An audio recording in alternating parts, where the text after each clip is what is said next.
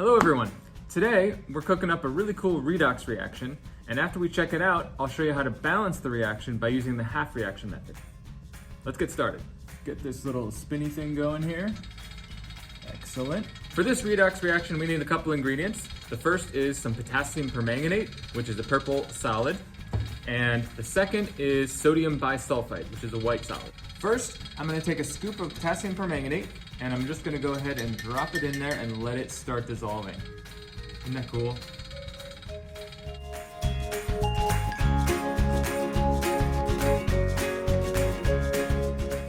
A redox reaction happens when there's an exchange of electrons between atoms or molecules.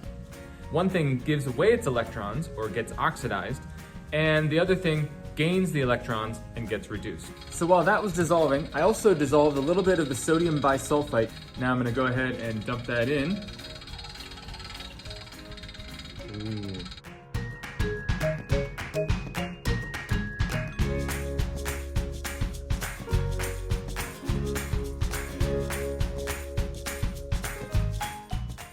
In only a few seconds, that purple permanganate color is completely gone. So here's our unbalanced equation for this reaction. We have the permanganate ion, the bisulfite ion, reacting in solution to make manganese 2+ ion and some sulfate ion. And you might be looking at this thing wondering, well, how can I even balance that? Because first of all, there's a hydrogen on this side and not on that side. And what happened to manganese's oxygens? Where'd they go? I only see one appearing over there. So at first glance, it looks like it's impossible to balance. But if we follow the steps for balancing a redox reaction, we should be able to balance this thing.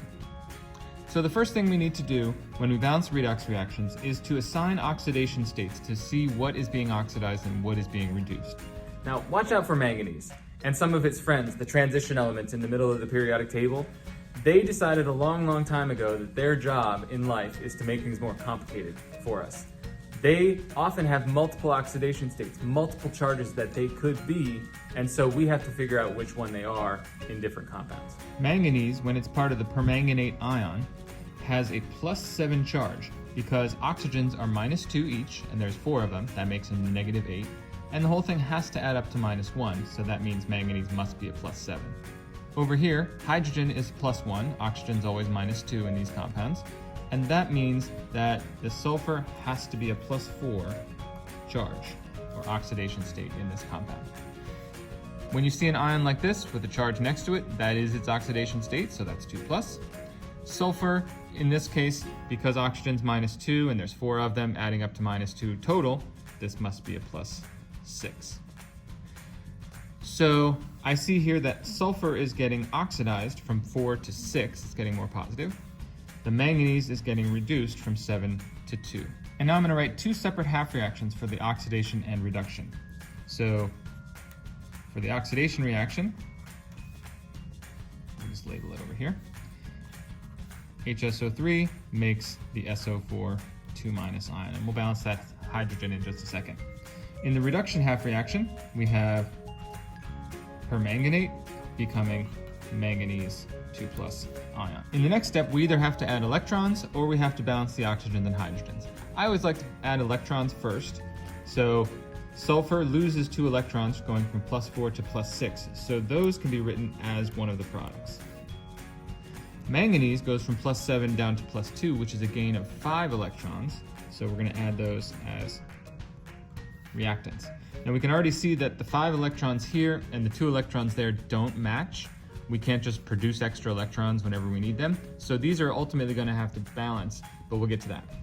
The next step is to balance the oxygens and hydrogens, and this is in a slightly acidic solution. So we have available some H2Os and some hydrogens. And we're going to use those to balance these half reactions. In the first, I see that there's an extra oxygen on the right. There needs to be another oxygen on the left. So I'm going to add a water to this side. That balances the oxygens. And now I've got 3 hydrogens on the left and no hydrogens on the right, but I can then go ahead and put the 3 hydrogens on this side. And by doing this, I've actually done something really cool, and that is balance the charge. The total charge on this side is -1. Over on this side, I have a -2, 2 more negatives, and then 3 positives, which all added up together equals a -1. so the charge needs to balance. In the reduction half reaction, we have 4 oxygens on the left, 0 on the right. That means I have to add 4 waters to this side to get those to balance. And if I'm creating 4 water molecules on the right, I will need 8 hydrogens, I'll squeeze those in, on the left. Remember, balancing redox reactions is kind of like fixing a car. You're going to take it apart, fix what needs to be fixed, and then put it back together again. So one last step before we do that, and that is to balance those electrons. The total number of electrons given off has to equal the total number of electrons gained, and so we have to find the lowest common multiple of 2 and 5, which, if you've been paying attention in life in general, is 10.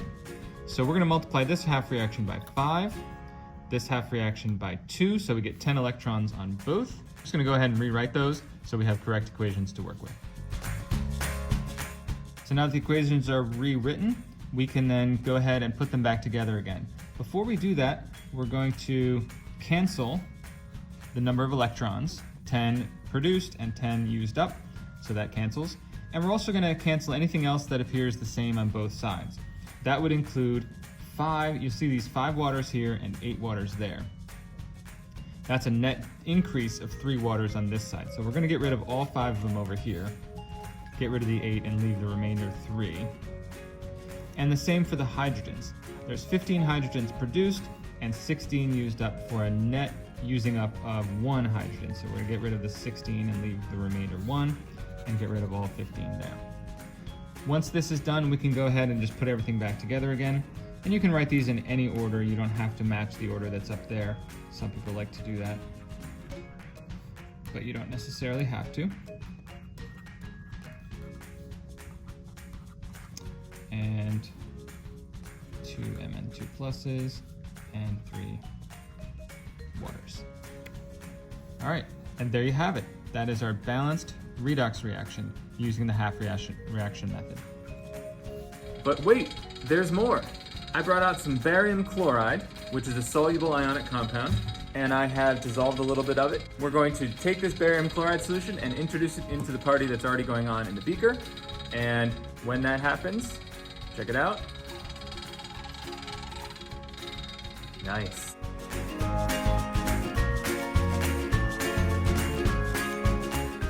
So what just happened here?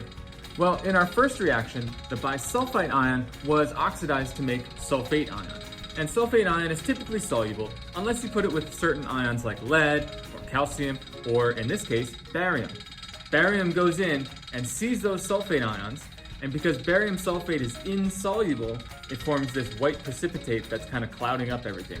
There's an equation for this one too. We have some barium chloride going in, and we had the sulfate ion that's already in solution.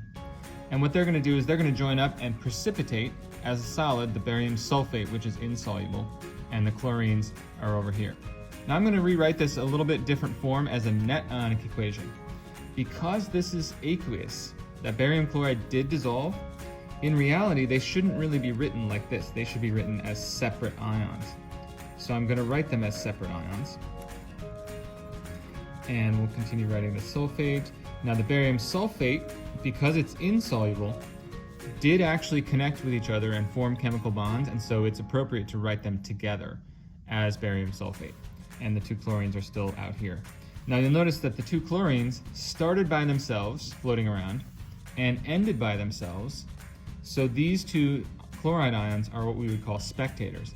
I lovingly call them loser ions because nobody wanted to react with them. And so we're just going to get rid of them and rewrite what remains as the net ionic equation. Barium plus sulfate makes barium sulfate. And anything else that was in solution didn't do anything, so we're not going to include that. So there you have it, a super cool redox reaction and a bonus precipitation reaction. Bye guys.